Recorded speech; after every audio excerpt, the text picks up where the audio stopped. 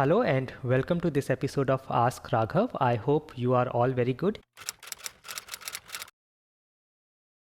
And today I'm going to take up a question asked by Yasser, and he says, what will be your advice if someone wants to start software testing?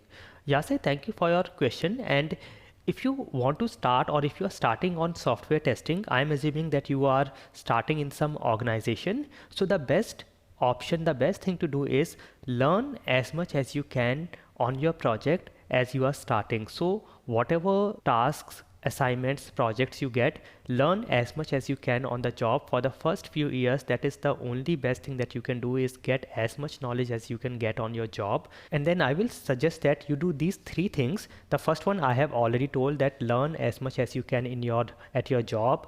Try to do everything to the best of your abilities, and this will give you a lot of confidence, a lot of experience, and a lot of happiness. And then the second thing you do is take out 1 hour, at least an hour every day, and invest this hour in your personal learnings. Now, if you really like some tool, technology, or skill that you are already working on in your job, that is awesome. You can keep on learning more on that, and that will help you in your job and otherwise as well.